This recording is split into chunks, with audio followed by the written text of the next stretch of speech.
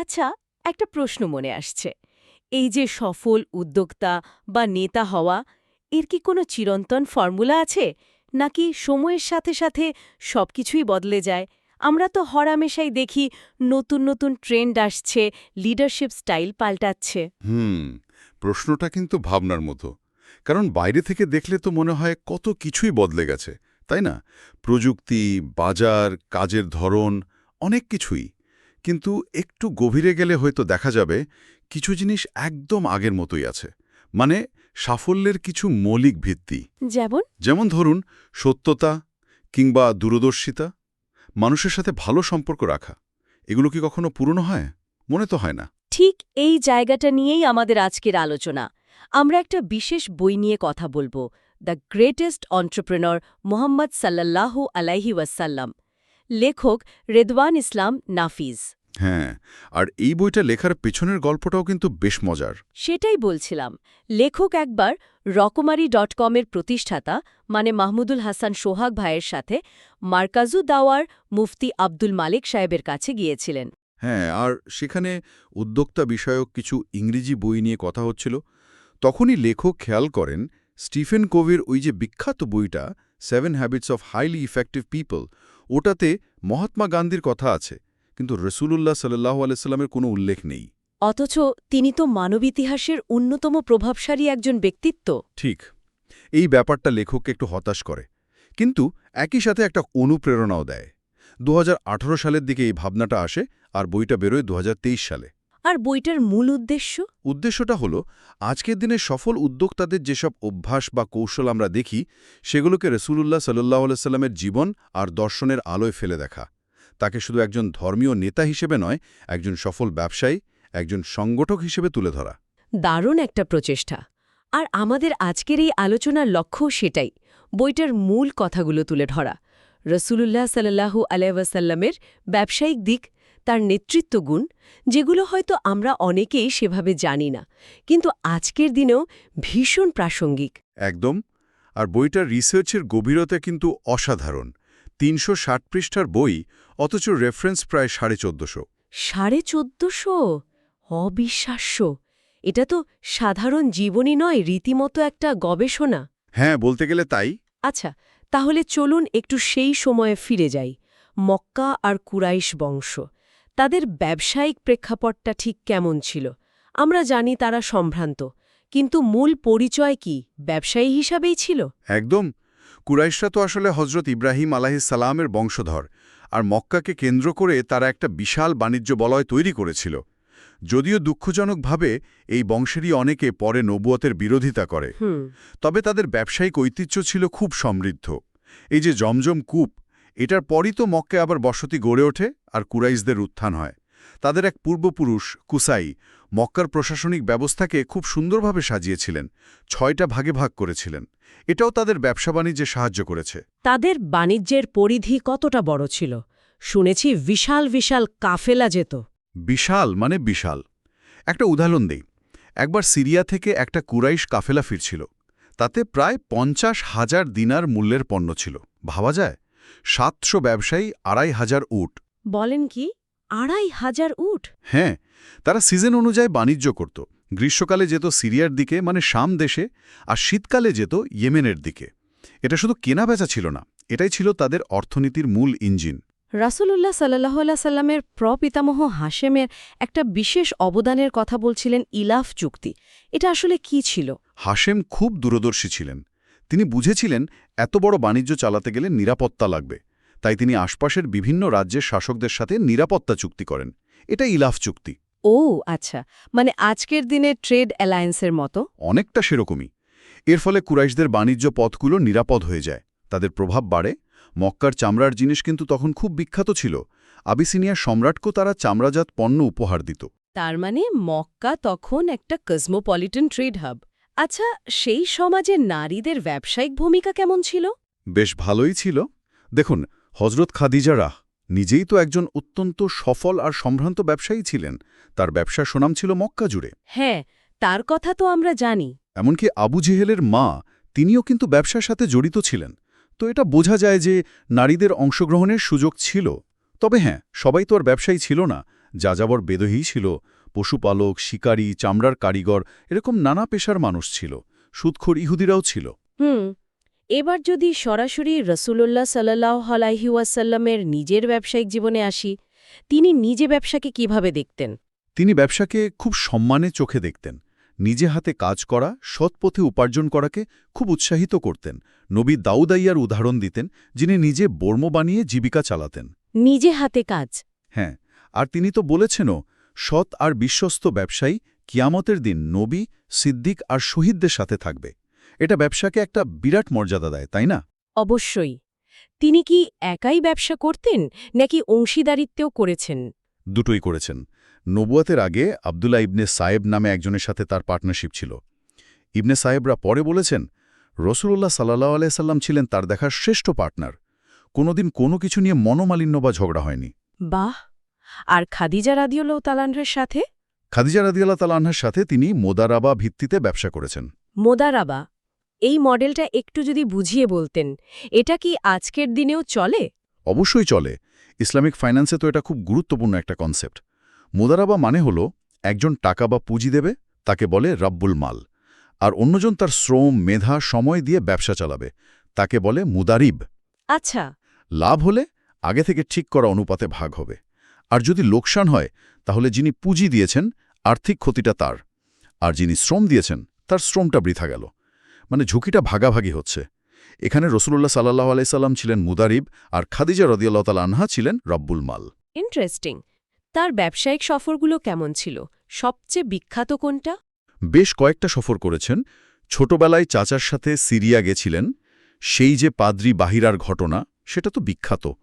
তবে ব্যবসায়ী হিসেবে তার প্রজ্ঞার সবচেয়ে বড় উদাহরণ সম্ভবত ২৫ বছর বয়সে খাদিজা রাদিয়াল্লাহর ব্যবসার দায়িত্ব নিয়ে সিরিয়ার বুশরা বাজারে যাওয়াটা। হ্যাঁ, এই সফরের কথা শুনেছি। তিনি খাদিজা রাদিয়াল্লাহর কর্মচারী মায়সারাকে সাথে নিয়ে গেছিলেন। সেখানে তিনি এত সততা আর বিচক্ষণতার সাথে ব্যবসা করেন যে লাভ হয় দ্বিগুণ। দ্বিগুণ লাভ? হ্যাঁ, শুধু তাই না, ফেরার সময় তিনি মক্কার বাজারের চাহিদা বুঝে কিছু পণ্য কিনে আনেন, সেগুলো বিক্রি করেও আমার লাভ করেন। এটা কি প্রমাণ করে?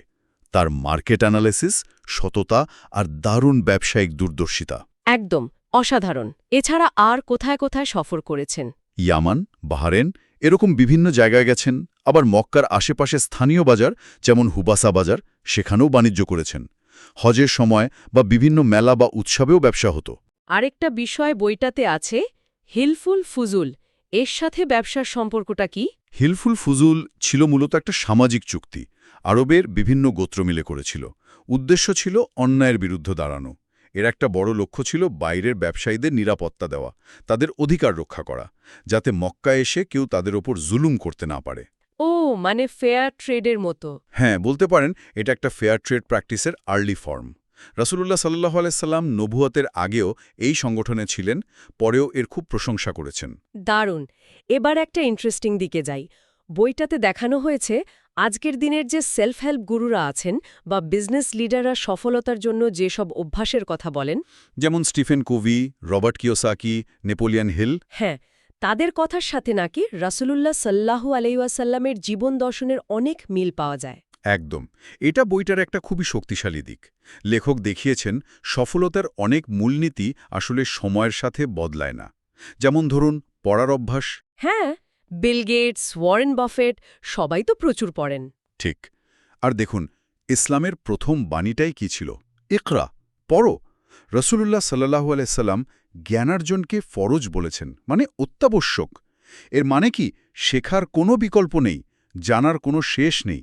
এটা 1000 বছর আগেও যেমন সত্যি ছিল, আজও তেমনই। আরেকটা কমন অভ্যেসের কথা খুব শোনা যায়, ভোরে ওঠা।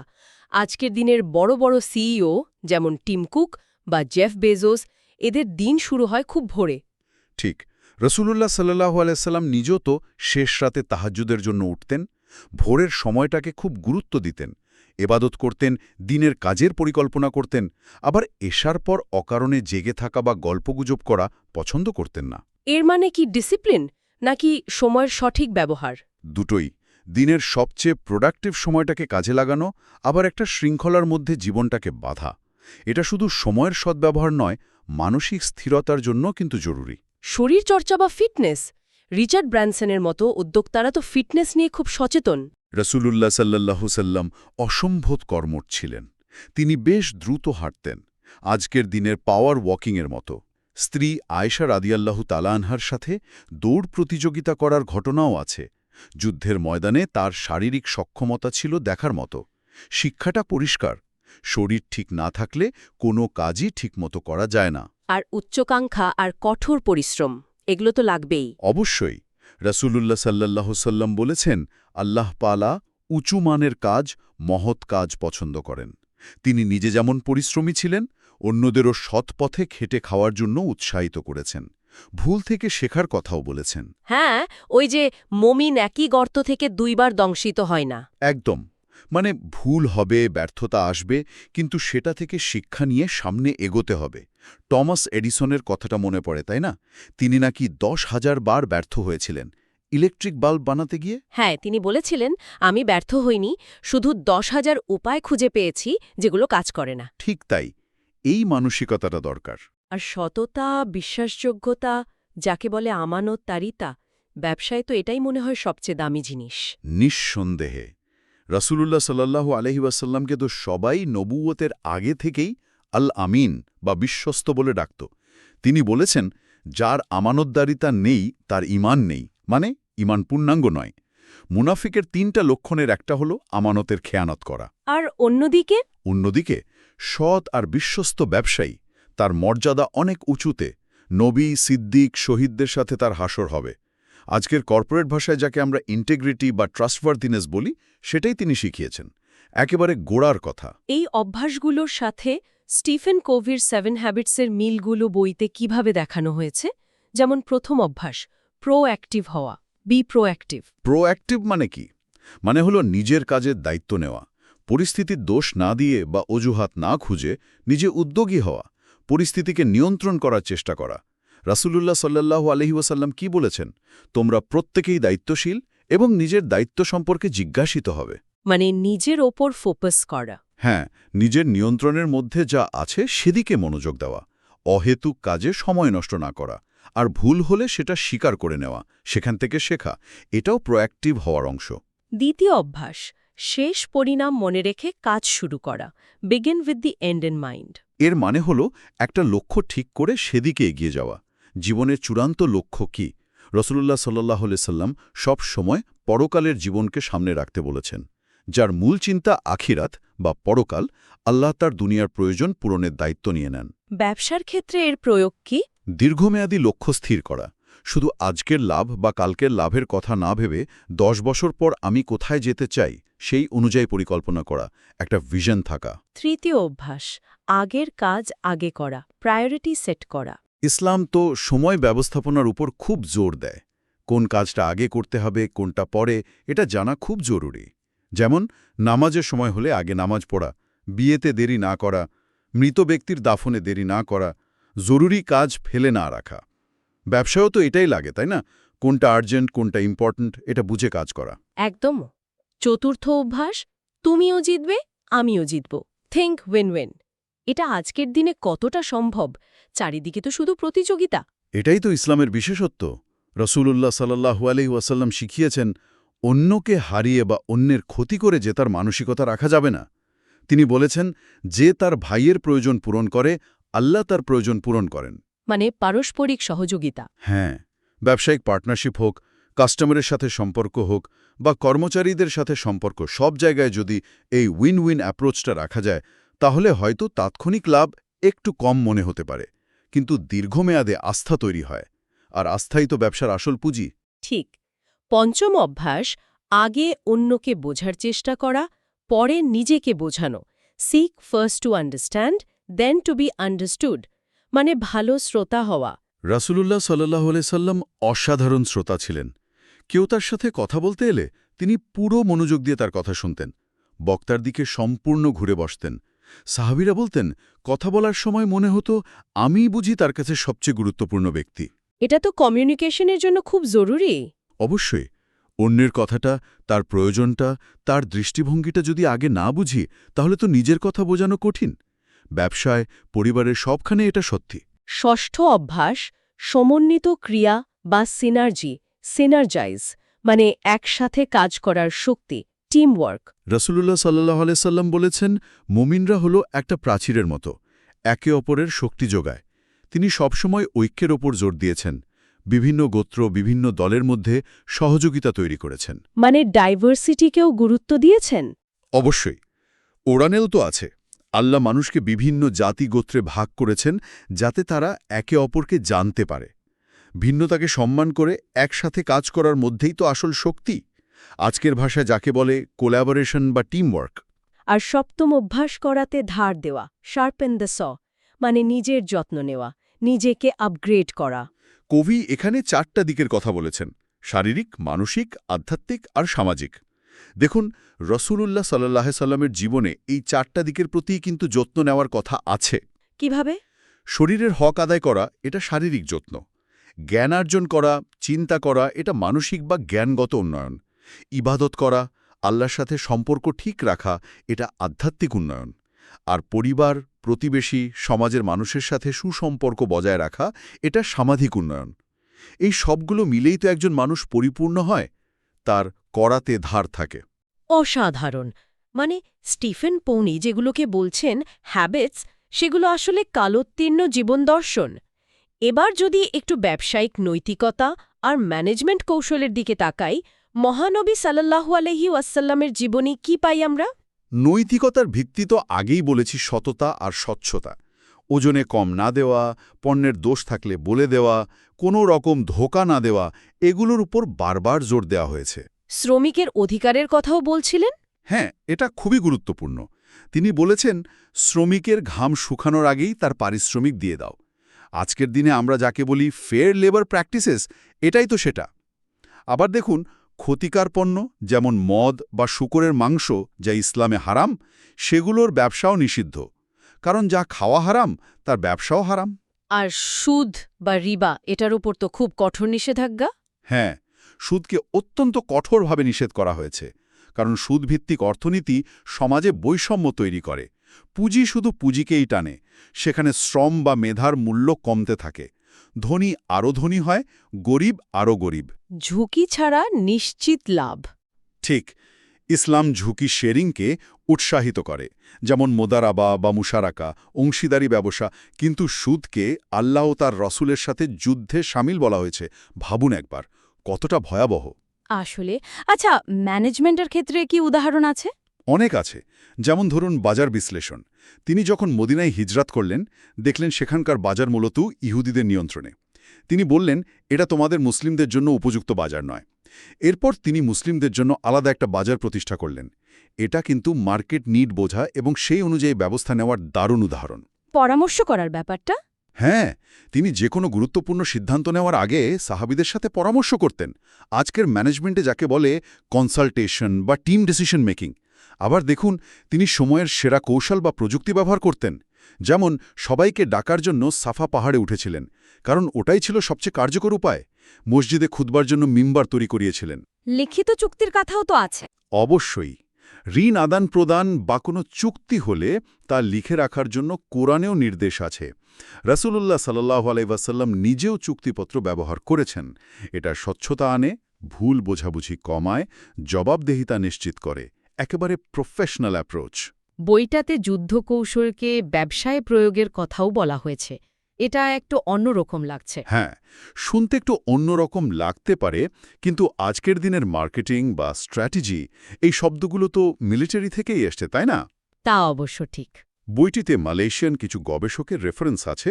তারা দেখিয়েছেন রাসূলুল্লাহ সাল্লাল্লাহু আলাইহি ওয়াসাল্লামের যুদ্ধের বিভিন্ন কৌশল, যেমন ধরুন দৃঢ় সংকল্প, ধৈর্য, গতিশীলতা, ঝুঁকি কমানোর চেষ্টা, আবার শান্তি স্থাপনের উপর জোর দেওয়া, যেমন হুদায়বিয়ার সন্ধি।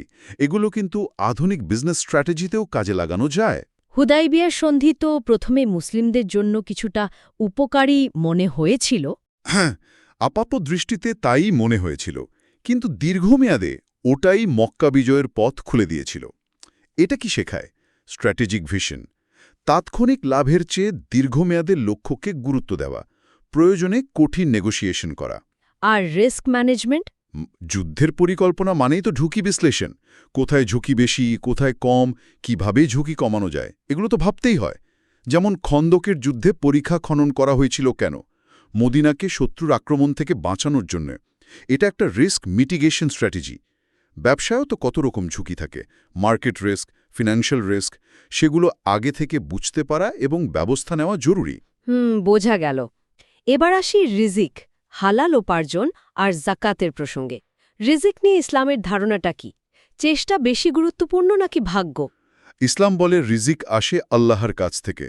এটা বিশ্বাস করতে হবে, কিন্তু তার উপর ভরসা করার মানে এই নয় যে হাত পা গুটিয়ে বসে থাকতে হবে। চেষ্টা চালিয়ে যেতে হবে। পাখির উদাহরণটা খুব সুন্দর। হ্যাঁ, পাখি সকালে খালি পেটে বাসা থেকে বের হয় আল্লাহর উপর ভরসা করে, কিন্তু তাকে উঠতে হয়, খাবার খুঁজতে হয়। চেষ্টার পরই সে সন্ধ্যায় ভরা পেটে বাসায় ফেরে। মানে চেষ্টাটা হলো শর্ত, ফলটা আল্লাহর হাতে। একটা কথা প্রায় শোনা যায়, রিজেকের 10 ভাগের 9 ভাগ ব্যবসায়। বইটিতে এর নির্ভরযোগ্যতা নিয়ে কিছু বলা আছে? হ্যাঁ, লেখক উল্লেখ করেছেন যে বিখ্যাত হাদিস বিশারদ আল্লামা আলবানী রহিমহুল্লাহ এই বর্ণনাটিকে জয়ীফ বা দুর্বল বলেছেন। এর মানে কিন্তু এই নয় যে ব্যবসা গুরুত্বপূর্ণ নয়। ব্যবসা অবশ্যই রিজিকের একটা বড় এবং সম্মানিত উপায়, কিন্তু এটা একমাত্র উপায় নয়। যে কোনো হালাল পথে চেষ্টা করাটাই মূল কথা। হালাল উপার্জনের গুরুত্ব আর হারাম বর্জনের বিষয়ে কি জোর দেওয়া হয়েছে? এর উপর সবচেয়ে বেশি জোর দেওয়া হয়েছে। কারণটা খুব পরিষ্কার। হারাম টাকায় যে শরীরটা তৈরি হয় সেটার ঠিকানা জাহান্নাম। হারাম টাকায় ইবাদত কবুল হয় না, দোয়া কবুল হয় না। কি কি কাজ হারাম উপার্জনের মধ্যে পড়ে? সুদ, ঘুষ, চুরি, ডাকাতি, অন্যের সম্পদ আত্মসাৎ করা, ওজনে কম দেওয়া, ব্যবসায় ধোঁকা দেওয়া, হারাম জিনিস বিক্রি করা যেমন মদ, জুয়া খেলা, অন্যায়ভাবে অন্যের সম্পদ ভোগ করা, এগুলো সবই হারাম। আর হালাল উপায়ে? বৈধ চাকরি, যে কোনো সৎ পেশা যেমন কৃষি বা শিল্প, সৎ ব্যবসা, অংশীদারি কারবার, কেউ যদি কিছু উপহার দেয়, হেবা, এগুলো হালাল উপার্জনের পথ। সবশেষে জাকাতের বিষয়ে আসি। ব্যবসায়িক জাকাতের নিয়মটা কি? জাকাত তো ইসলামের 5টা স্তম্ভের একটা। এটা কিন্তু ট্যাক্স বা সাধারণ দান নয়, এটা হলো ধনীদের সম্পদে গরিবদের অধিকার। ব্যবসায়িক পণ্যের উপরও জাকাত দিতে হয়। শর্ত হলো সম্পদটা নিসাব পরিমাণ হতে হবে। নিসাব মানে একটা মিনিমাম অ্যামাউন্ট। হ্যাঁ, একটা সর্বনিম্ন সীমা, আর সেই সম্পদটা 1 বছর ধরে আপনার মালিকানায় থাকতে হবে। নিসাবটা কিসের ভিত্তিতে ধরব? সোনা নাকি রূপা? এটা নিয়ে তো একটু ভিন্ন মত দেখা যায়। হ্যাঁ, মতভেদ আছে, তবে অনেক ইসলামিক স্কলার বলেন সোনা আর রূপার মধ্যে যেটা নিসাব ধরলে গরিবদের বেশি উপকার হয় সেটাই ধরা উচিত। এখন তো রূপার দাম অনেক কম, তাই রূপার নিসাব 52.5 তোলা বা এর সমমূল্যের টাকা অনুযায়ী হিসাব করলে বেশি সংখ্যক মানুষ জাকাত দেওয়ার আওতায় আসে এবং গরিবরাও বেশি উপকৃত হয়। তাই অনেকে রূপার নিসাবকেই বেশি যুক্তিযুক্ত মনে করেন। আচ্ছা, আর জাকাতের হার কত? আর হিসাবটা কিভাবে করে? হার হল 2.5%, মানে 40 ভাগের 1 ভাগ। ব্যবসায়িক জাকাতের হিসাবটা সাধারণত এভাবে করা হয়।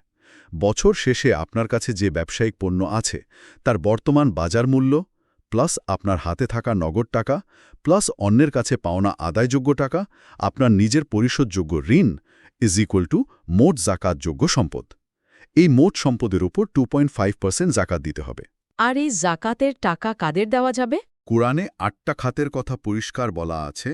ফকির, যার কিছুই নেই; মিসকিন, যার প্রয়োজন অনুযায়ী নেই; জাকাত আদায়ের কাজে নিযুক্ত কর্মী, যাদের মন ইসলামের দিকে ঝুঁকেছে; নৌ মুসলিম, দাস মুক্তির জন্য; ঋণগ্রস্ত ব্যক্তির ঋণ পরিশোধের জন্য; আল্লাহর পথে যেমন দ্বীনি শিক্ষা বা প্রচার; এবং মুসাফির, বিদেশে গিয়ে বিপদগ্রস্ত।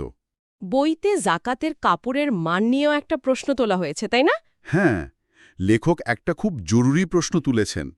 আমরা অনেক সময় জাকাত হিসেবে খুব কম দামি বা এমন মানের কাপড় বা জিনিস দেই যেটা আমরা নিজেরা কখনো ব্যবহার করব না বা কাউকে উপহার হিসেবেও দেব না। কিন্তু আল্লাহ তো বলেছেন, তোমরা যা ভালোবাসো তা থেকে ব্যয় না করা পর্যন্ত পুণ্যলাভ করবে না। মানে উত্তম জিনিস থেকে দান করতে বলা হয়েছে। তাই জাকাত বা দানের ক্ষেত্রে শুধু পরিমাণ নয়, মানের দিকেও একটু নজর রাখা উচিত। সত্যি অসাধারণ একটা আলোচনা হলো। পুরো ব্যাপারটা যদি এক কথায় বলি, তাহলে এই বইটা রাসূলুল্লাহ সাল্লাল্লাহু আলাইহি সাল্লামকে শুধু একজন ধর্মীয় নেতা হিসেবে নয়, একজন অত্যন্ত সফল, নীতিবান এবং দূরদর্শী উদ্যোক্তা, স্ট্র্যাটেজিস্ট এবং ম্যানেজার হিসেবে আমাদের সামনে তুলে ধরেছে। ঠিক তাই। তার জীবন থেকে আজকের দিনের উদ্যোক্তারা, ব্যবসায়ীরা, সততা, পরিকল্পনা, নৈতিকতা, কর্মীদের সাথে সম্পর্ক, ঝুঁকি ব্যবস্থাপনা, এমনকি দীর্ঘমেয়াদী ভিশন, এরকম বহু বিষয়ে একেবারে বাস্তবসম্মত শিক্ষা নিতে পারেন। তার দেখানো পথটা শুধু পরকালের জন্য নয়, এই দুনিয়াতেও একটা সফল, টেকসই আর নৈতিক ব্যবসা বা জীবন গড়ার জন্য একটা অসাধারণ মডেল। একদম। আর আমাদের এই আলোচনা তো বইটার বিশাল ক্যানভাসের খুব সামান্য একটা অংশ। এর গভীরে যেতে হলে আমি বলবো বইটা পড়া বা শোনাটা খুব জরুরি। অবশ্যই। আর আমাদের শ্রোতাদের জন্য আজকের আলোচনার শেষে একটা প্রশ্ন রেখে যাই। আজকের এই চরম প্রতিযোগিতার যুগে, যেখানে সবাই শুধু মুনাফার পেছনে ছুটছে, সেখানে প্রায় ১৫০০ বছর আগে দেখানো এই পথ, যা সততা, ন্যায়পরায়ণতা, পারস্পরিক কল্যাণ আর দীর্ঘমেয়াদী সাফল্যের ওপর জোর দেয়, এটাই কি আসলে সবচেয়ে টেকসই আর সবচেয়ে কার্যকর ব্যবসায়িক কৌশল হতে পারে না? শুধু লাভ নয়, বরং মূল্যবোধকে ভিত্তি করে ব্যবসা বা উদ্যোগ গড়ে তোলা, এটাই কি বর্তমান সময়ের সবচেয়ে বড় চ্যালেঞ্জ আর একই সাথে সবচেয়ে বড় প্রয়োজন নয়? ভেবে দেখার মতো।